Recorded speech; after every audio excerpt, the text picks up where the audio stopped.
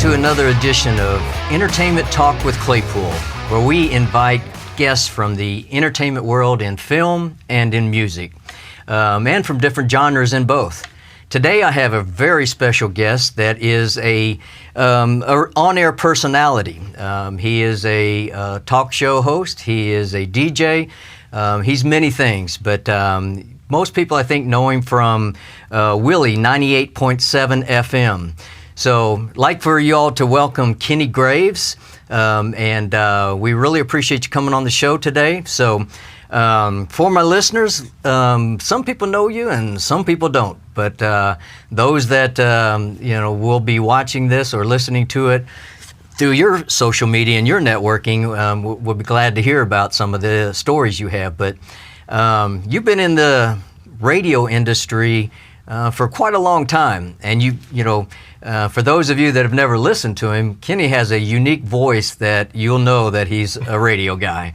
And because I complimented you on that the first time we met in Bastrop. We was at a concert, and your voice was just so distinctive to the radio industry. So tell our viewing audience and our listeners, how did you get into this? Was this something that you had an interest in as a child to be an entertainer? Because a talk show host, a DJ, to me you're an entertainer. So how did you get started in all this? Well, first off, thank you, Clay, for having me on. You bet. It's a pleasure. I always enjoy chatting with you. Radio was something I kind of took an interest in as a teenager, listening to a small station in Commerce, Texas. And I liked hearing them talk about the music, the artists, and the backstories, and the trivia stuff. And so I did take an interest. That was about 13 or 14. Lost the idea, I think, until I was shortly out of high school. I was working at a TV station as a cameraman, floor director, and all that. We had did local news only. Okay. But I did scripts, audio, and all the camera setups and everything. A friend of mine introduced me to someone who was going to be doing the morning show at a brand new radio station. Turns out he moved in next door to me, and we got to talking, and he liked my voice, and he said, "Have you ever considered doing radio?" I said, "Yeah, I'd like to try that." And this was late 80s. And he said, "You want to come in and do an air check?" I said, "What's an air check?" And it's basically they just record your voice, see how you'd sound on the air. See how you sound on the radio. And he liked it okay, and he hired me and put me on late at night. It's like 2 in the morning until 6 in the morning when nobody was listening except my dad in another town. He was listening. And I was just terrible. I mean, I had the East Texas accent. I was from Paris, Texas, which is in Northeast Texas.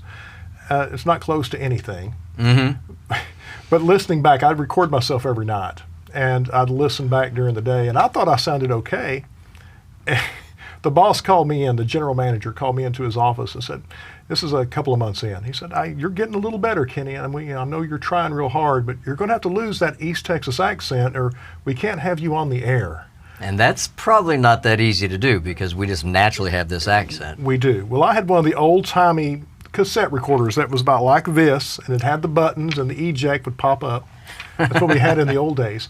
And I'd start recording myself reading anything I could find, whether it was the ingredients on a cereal box or magazine, newspaper, and I'd record it, and certain words I said, East Texas-wise, like 9, 5, it was really twangy. Kind of drawn out on certain... I intentionally made myself overcorrect and say 9, 5, and where it sounded more normal. And over time, it finally went away from the East Texas, although after many years off, I've got a little of that back, but enough to be so curious. Why, definitely for my sake, is why did you have to lose that when basically your listening audience weren't they East Texas?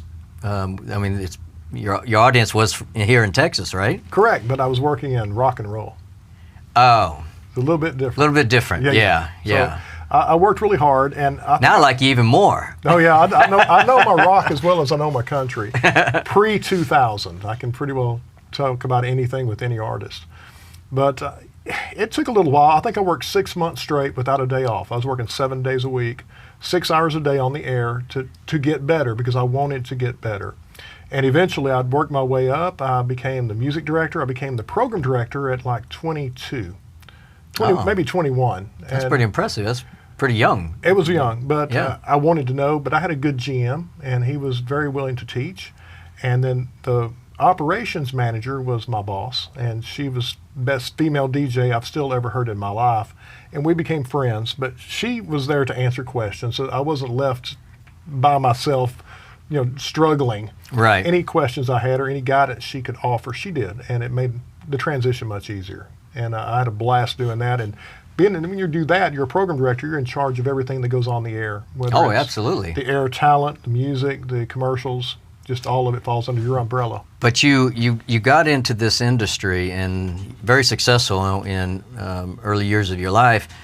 But what I was doing some studies and looking into the history of Kenny Graves, and you kind of got out of that for a while and transitioned into everybody in Texas knows that Texas is huge in oil and gas, but you kind of got into that industry, right?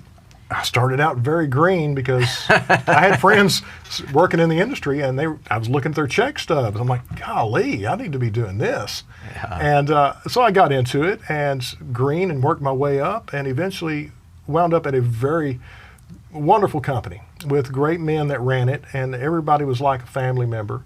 But work had to be taken very seriously. Right. And over time, I started out on a project that was supposed to be 2 weeks long in Robertsdale, Georgia.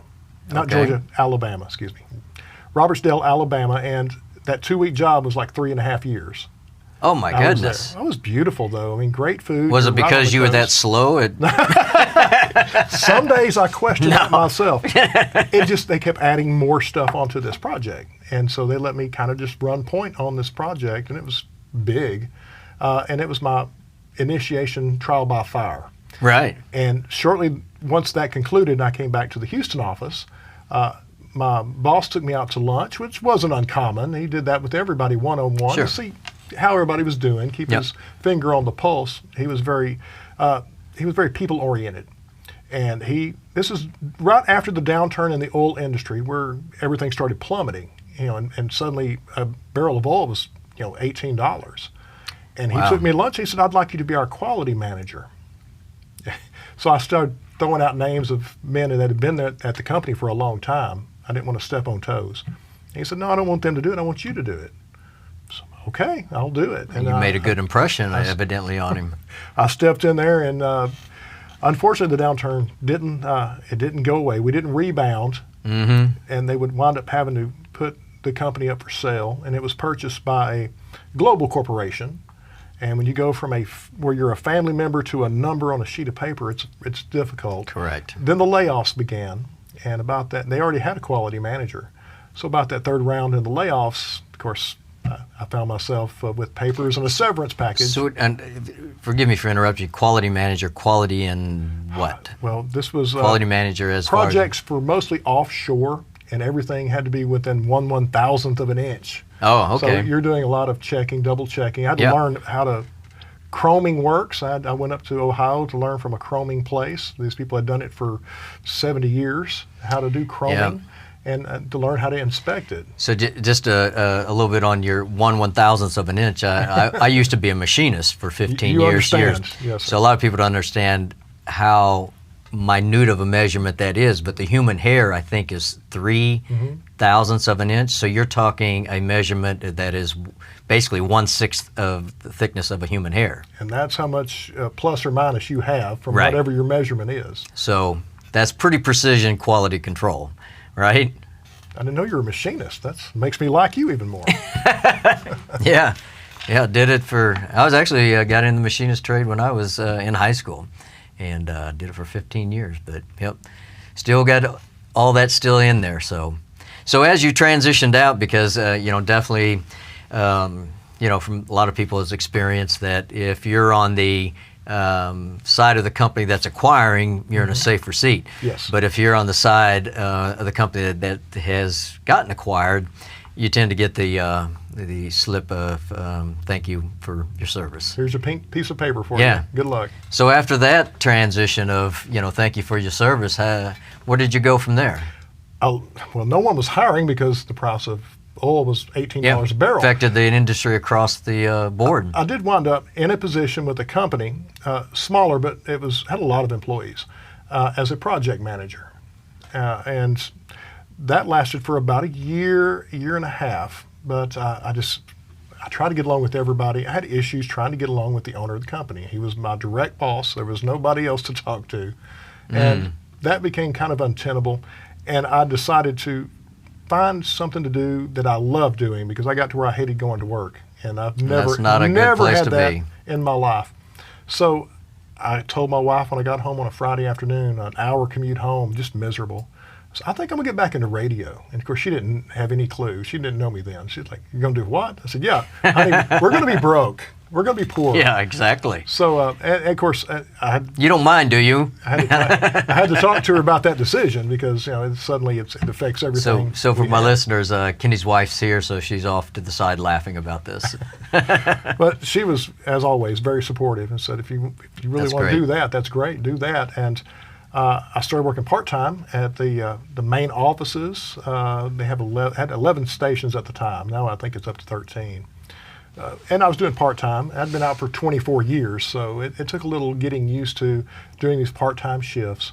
But I let my boss know that if anything were to come open full-time, that I would like to hear an offer, because if I could get out of where I was for a good reason, I was ready to do that. Totally understand, but it seems like this is, it's a tough decision for one thing, because, money, finances is a tough decision to, start back into a field, but also starting back into a field that from the time you first got into it to now the time you're wanting to get back into it, technology has changed a little bit. I was like Rip Van Winkle.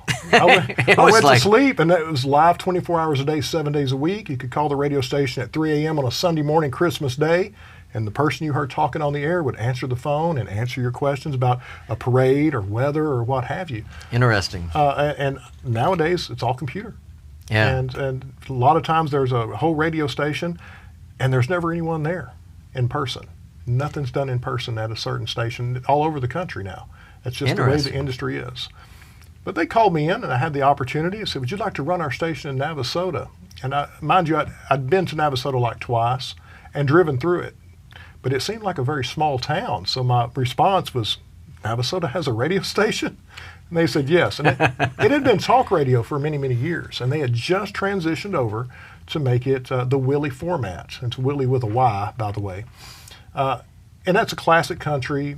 And so it was right in my wheelhouse, to where I felt comfortable. I'm like, and my answer was, "I'd like to talk to my wife, but I'm certainly interested." Sure. And 2 weeks after that, I gave my notice where I was at, and I was put on the air there. And a lot of people... and how long ago was that when you went to Willy? 5 years ago, this past July. Okay.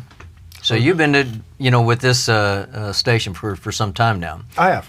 And I've grown with it. Yeah, and you've now have, a couple of your own shows there. You have the Second Cup morning show. Yes. And you also have the Kenny's Corner. Yes. Is there any other shows? I do. I do the morning show every day. Okay. I have a program I do twice a month with veterans. Oh, that's great. We have the district commanders in, the VFW commanders locally come in. They talk about veterans issues, and a lot of our listeners are veterans or family or spouses of veterans. Mm-hmm. And they give out information that veterans need. A lot of times the VA won't offer this information to you, so if you don't know, then you don't know. And that's what their job is filling in those gaps. And I love that because, being a military family, I'm a strong believer in military. And anything we can do to help our veterans, we're way past it already. We need to be doing a lot more than we're doing. Yeah. So I'm happy to do that. Do one with law enforcement with Department of Public Safety. I have troopers in twice a month to talk about all topics DPS related and changes in laws for drivers that they don't know about. Of course, they're deep and heavy into trying to help with human trafficking, things like that. And so they cover a wide array of topics. It's a great subject to, basically to expose to the public because I think, I don't think people realize how big of a problem it is, and how much people need to be aware of it to be able to see some things that happen out there that could be right in front of your own eyes, so to speak. A lot of law enforcement are trained. DPS, I know for sure because we've talked at length about this. But DPS last year at some point, Sergeant Woodard, he's from down in the Houston area, he told me DPS had recently made the 1,000th rescue of someone that has been caught during a stop, a regular traffic stop, where they were able to pull someone out and that was being trafficked. 1,000. Wow. And that was just DPS only. That does not include And that's any other. in what area? Texas. Just Texas. Wow. And they say, statistically, I hear this, that anyone involved in human trafficking, that 90-some% are never found. I don't know if that's an accurate statistic or not. I don't know, but it's a high number and it's scary. Is, yeah, very much so. Question I had too is so your radio station is mainly country, so you have a lot of celebrities that come on your talk show from different, I would say, a little bit different genres of country, different modern country, classic country. No bro country. Huh? No bro country. No bro country. I'm not doing Luke Bryan or any of those guys, but as far as so that's why I was curious of some of the some of the guests that you've had on your shows, and for those you can go to you're on you have stuff on Instagram, Facebook, YouTube. I need to do something with my YouTube channel. I haven't done that yet, but yeah, you can find me on all the regular social medias. I tend to share the interviews. They can go to navasotanews.com, and there's a tab there for audio, and then there's artist interviews, and I think I have a little over 300 artist interviews. But that's actors, anything along that line, athletes, and of course singers. You're right. So who's some of your? I guess you're able to share some of your guests that you're, I would say, most proud of, or some of that are just really interesting. I'll tell you some good ones. Crystal Gale, because I loved her so much growing up, and it's hard to meet someone that's had the success she's had and to have the personality and warm heart that she has. And most everybody, I've been lucky, everybody's very friendly, but she's a national treasure. Yeah. And I love Crystal Gale. I think I've interviewed her 3 times now, and so I feel like we have a rapport. Her grandson told me she listens to the radio station at home sometimes. I saw her at a concert and had my shirt on. I had the patch, and he saw that. I know that station. You had the Willy. And her grandson was running a merch booth, so I was like, okay, you told on Grandma, thank you. But, Lori Morgan, I thought was phenomenal. One of my favorite female artists. Let's see who else is interesting. Kevin Sorbo. Of course, he played Hercules on TV. Who doesn't love Kevin Sorbo? Right. Tons of movies he's been in. Now he's directing, producing, making movies. I grew up in Northeast Texas in the 80s, so anybody in my age genre from my part of the world knew who the Von Erichs were in pro wrestling. So Kevin Von Erich. Really? That is on my Mount Rushmore because that was something I've wanted to do since I was about 10. So that was great. I got a friend that I need to make sure he looks that up because he is such a pro wrestling fan. Well, then tell him I also have Diamond Dallas Page. Oh, okay. The world's strongest man, Mark Henry. Mickey James, one of my longtime crushes. I got her on there. Adam Cole, who's currently got a biggest crowd ever. I think they have 86,000 tickets sold for a live event in England. No kidding. And he's in the main event. So I just did him a year or 2 back. But you wrestled? Wrestled with decisions, not in the ring. Kidding. I have done a little ring announcing at times. So oh, really? Well, again, you got the voice for it. You could do it. It's a local place that they put out really good talent, and they're good, family friendly, and so I do enjoy that. It's just. Is it for boxing or for wrestling? Wrestling. Wrestling. Yeah, they have a wrestling school. Interesting. I didn't know they had wrestling schools until I was marketing a business of mine in the Cedar Park area, and I found a wrestling school that I just happened to walk in to market my business, and they had about 4 rings in there, and they had students at. So it's an interesting, thing. I didn't know that they actually had something like that. That's really in different places across the country. Yes. Interesting. I'll throw in one more. John Schneider, because who doesn't love Bo Duke? Yeah, Dukes of Hazzard. Great music career in country music as well. Yeah. Superman's dad, and making his own movies now. So and he's like an American pop culture icon. So. Oh, agreed. You know, he was a heartthrob for many people back in the days of Dukes of Hazzard, and you know, today when I see him in a production, a film or whatever, I mean, he still just looks the same to me. You know, of course he's aged, but he just looks like the same guy. You know, but I always just remember him because, you know, when I was younger, we used to watch the Dukes of Hazzard all the time. Every Friday night. Yep, exactly. So the another question I had is so Kenny's Corner, Second Cup Morning Show, are those just basically different talk shows, or are they basically just another time segment of the show? Second Cup Morning Shows every morning. I do live news from 7 to 8, and then 8 to 10. Second Cup Morning Show is a regular morning show like you hear on any good radio station. Come on, talk, and do public service announcements, talk about projects coming up, whether it's a local event or something on the station. And we have a couple of features that we do, one on Chuck Norris, because we love Chuck Norris, and he lives in my little town. So that's just every weekday morning. Kenny's Corner is Friday mornings at 10, right after the morning show, and it's more like a podcast. And I have a guest in. Usually I actually have a co-host who's almost always there, but we welcome in guests as well. And we'll just find all the fun stories out of the news. And it's the better part of an hour, and when you put a few songs in between the breaks, it runs about from 10 to 11 every Friday morning. And for folks that don't get to hear me cut loose and just talk about random things and have fun, that's the time to do it. I don't do it during my morning show. I'm more straight-laced, but Friday mornings is more about having fun.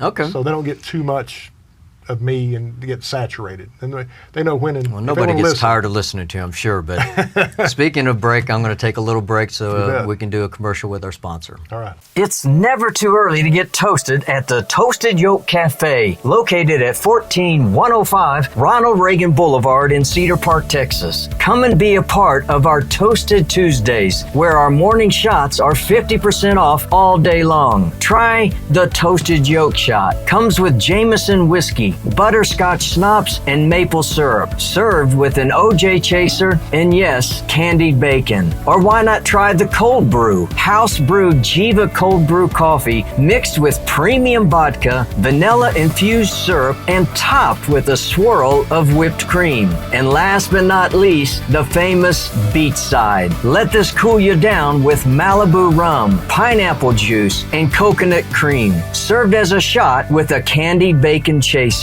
Come and be a part of Toasted Tuesdays at the Toasted Yolk Cafe in Cedar Park, Texas. So we're back with Kenny Graves, on-air personality with Willy 98.7 FM.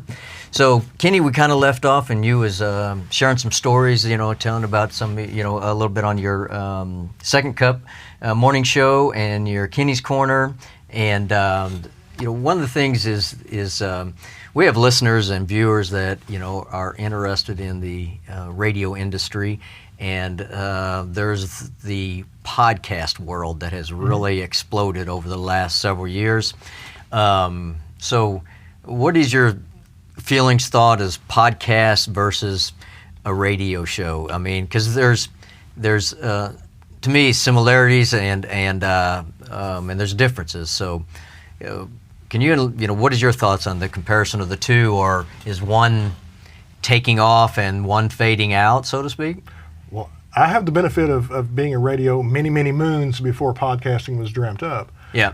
I love both because people want to hear what they want to hear. And basic radio, if they listen to my station, if they like older country and just an old style of radio show, that's just what I bring to the table. That's how I learned in the 80s. Mm-hmm. I'm doing the same thing I was doing then, but today that sets me apart a little bit because it sounds a little different than what other people are doing. Right. And as far as podcasts, I love a good podcast. I like to listen. A lot of my interviews go up, and I have a podcast of my own, Conversations with Kenny Graves, and I put up my favorites. And I put them up, and people can find them anywhere you get your podcasts. But your favorites as far as interviews? Mm-hmm. Okay. Yeah, and from not just singers, actors, comedians, athletes, pro wrestlers, you name it. I've got them all. Connie Francis, of all people, I did. Connie Francis, that's First female to ever have a Billboard #1 hit in the 1950s. Who's Sorry Now? Okay, that's where I'm hearing that. And where the name boys from. are. Yeah, because remember we had a conversation earlier today in regards to, the country, classic country that I'm used to, or that I call classic country, is because of my upbringing with my dad and my stepmom. So that's where I've heard that song or that name before. Oh yeah, she was big before there was big. Oh yeah, or like was it Dolly Parton had a song? Who sang the song "I Was Country" before? Barbara Mandrell. Barbara Mandrell, the Mandrells. Yes. Yeah, because that was a great song back then. Still is, I guess. Good TV show too. So with the, with podcast, I think that what I've noticed is it seems like people no longer have just this interest, but because there's so much available to us now through podcasts, through streaming, that younger people have an interest in classic country, classic rock, whatever the case may be. Do you know the genre? I mean, not the genre, but the demographics of your listeners. That you get a,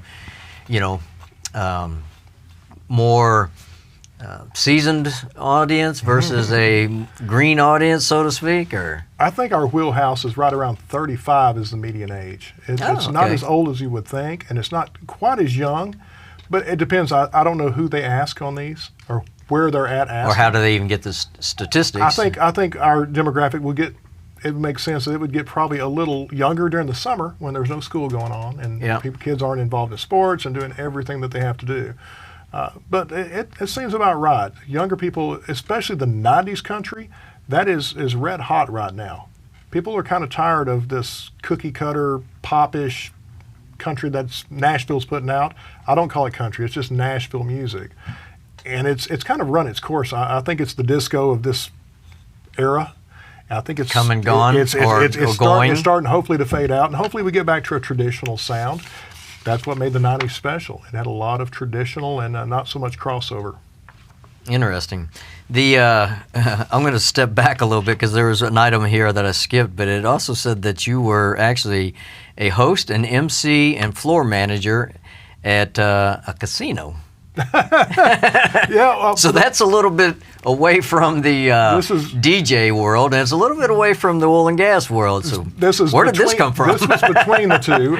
Eventually, my station had to sell out. The owner of the company, the owner actually passed away in Chicago, Illinois, and so it got to the point we couldn't get toilet paper hardly for the station. I mean, nothing. I mean, there was no money. Wow. Hoping checks came in every pay period. And this was like 94, 95.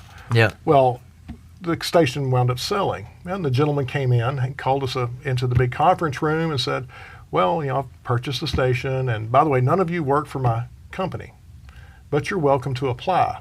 At the same time, they were bringing in what they call, I guess, hello slip again. Well, that was early. I was young pup back then. So I was, a little jaded. And I could have stayed in radio. By that point, I felt like I was really starting to hit my stride. I hadn't hit my prime yet, but I was doing pretty well. But my kids were young, and my wife and I had divorced, and I didn't want to move away because I would have had to get another decent station. Right. I'd have been over an hour, and back then the speed limit was 55, so driving an hour was a long way. 60 miles seemed like forever. So I wound up getting on with the Choctaw Nation of Oklahoma, and they had a bingo hall, which it wasn't like Texas. They didn't give away little things. We gave away trucks and campers and oh my gosh, $25,000 blackout. I think we did 100,000 one night. Of course, we had 800 people would sit in there. Yeah. But I did. I got into that for a few years, which was fun. And I bet. And I also got to DJ at a dance hall, and I did that and after I'd get off work, I'd go over there and do that on the weekends. So it was a fun time, but yeah, bingo was a little different. It was because when I seen that, I was like, I'll tell you what. Where did that come from? The most, was a superstitious people in the world are bingo players. I'm telling you. Yeah. Very superstitious. I had we called her Granny, my mom's mom, we called her Granny. And she used to always take salt and throw it over her shoulder. Like, what the hell are you doing, Granny? Whatever brings your luck, right? And she would never answer you. She'd just say, mind your own business. But that was a superstition of hers. Don't really know what the reason was behind it, but that was one of her superstitions. But so, I mean, you have a long career here, and I was curious of it seems like everybody has interesting stories of something unique that you experienced in one of your interviews or one of the shows or whatever the case may be, or something that was funny. Has anything come to mind that is kind of like, wow, I couldn't believe that happened, or that was a little out of the world? Not to that extent, but Okay. like Andy Griggs, who's a great entertainer. He was big in the late 90s, early 2000s. Wonderful human being. But I've interviewed Andy no less than 4 or 5 times, so we have a good rapport. Well, I'm talking to him about stuff. I try never to repeat the same questions. If I have them on 4 times, there'll be 4 whole different sets of whole separate interviews. Sure. Well, so he starts asking me questions because he's born and raised in Louisiana. So we're talking about something he had on a video about pickled eggs or something, I forget. But he starts asking me about hot sauces and what I have in my cabinet, what's my preference and this and that. And then he told me the funniest story I've had on anything I've done, because I had to work hard and bite a hole in my lip not to break out laughing and ruin this interview. I asked him, I said, so tell me, Andy, where were you at the first time you heard your music on the radio? And his whole answer started with, I was in my underwear eating a honeycomb cereal. And then he just took it off from there. And it was so out of left field, I was not expecting that. Yeah, right. Usually I'm prepared, and I didn't know how to go, but that was a great answer. And it was fairly long, but it was a really good one. I loved it. And he said for the audience, I would surely think that everybody had a good laugh from that one. Yes, they did. It's still my favorite thing anybody's ever said on the air. So another thing I found interesting about you is, so you have a great heart, for humanity, for mankind. I mean, you support veterans but I noticed that on your resume that you're a bell ringer for the Salvation Army. Not lately, but I was. But it was for like 20 years, I think. I did for a long time. A friend of mine is now he was in Bryan College Station. He's the reason I moved down south. He was stationed from Paris, and they moved him to College Station. Yeah. And eventually, my phone rang. He said, "Hey, have you ever considered moving to Bryan College Station?" And it led to me moving down south, which smartest thing I did. Right. More opportunities, right? But yeah, every year I help ring bells. I took my kids out, and they ring bells. My wife has had the kids out ringing bells because I know what kind of work they do because I work closely with them. Yeah. If there was one charity in the world that I really wholeheartedly trust with my dollars, it's the Salvation Army, for sure. But big shout out to Gary Sturdivant. He's now he's no longer a captain; he's a major, and they move him about every 2 years. So I think he just got to Florida. I think Sarasota is where he's at. Salvation Army is probably one of the, if not the longest nonprofit organization that's been part of the country for forever, it seems like. I mean, Yes. I don't ever remember U.S. or the Salvation Army not being around. So I don't know, do you know when they actually started? Or Well, I know when, and it started overseas, and I think in Europe, the 1870s, I believe. Oh, wow. Quote me on that. It was the 1800s, but when the man they refer to as the general, when he started it. And Wow. it came to America, I'm sure, with some immigrants that came Yeah. at that point in time. Yeah. But they tried things differently. They would go to the bars and sit down and talk with people and witness to them while they were drinking. But he always said that's where you're going to find them. They're not going to come find you. You got to go find them. You go Yeah. out and fight the fight, and that's what Yeah. they did. Interesting. Well, appreciate you doing the bell ringing and raising money for the Salvation Army, because Salvation Army is a great cause, and I see them have a lot of locations in a lot of cities nowadays with places for you can make donations and they turn around and sell it, and then just the fact that they have salvation shelters for homeless and those that are trying to get reestablished in society and in the community. So. A couple of things that before we wrap up here is what would you recommend for a person that, look, I want to be like Kenny, I want to be a radio personality, I want to be somebody that is able to move forward and succeed in this arena. whether that's strictly on the radio, podcast, whatever. So what is there any type of advice you can give them as far as direction in education or networking or whatever the case may be? I mean, what words of wisdom? Because you got definitely some wisdom from, otherwise you wouldn't be where you're at now. Well, I'll tell the best DJ I've ever heard in my life gave me a piece of advice when I was really young in radio. And he said, always remember you need to be talking to your audience and not at them. There is a difference. And he was right. Interesting. And that's what I try. I try to be conversational, and I want everybody to feel we're having a conversation between the two of us, whether they're in their car or at home or at work or what have you. I want that kind of connection. Yeah, well, I think you do a great job. I mean, people like listening because you have great stories, you got great guests, and I think that some of the guests that you have. Actually, I know that I actually look on your social media sites for ideas of guests I might want because, like, if they're on Kenny's show, then most likely they'd be great on my show. So I kind of following in your footsteps, so to speak. Well, with that, definitely appreciate you being here. Appreciate you taking the time out of your day and coming to talk to us and share with us. I think that our viewers and our listeners will gain a lot of knowledge through this. So, again, thank you, and appreciate you being on the show. Clay, I appreciate it. You bet. So with that, as always, remember that it is great to dream. Great it is to dream the dream when you stand in youth by the starry stream.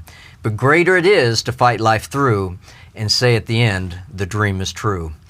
Keep pursuing your dreams. This is Claypool. We'll see you next time.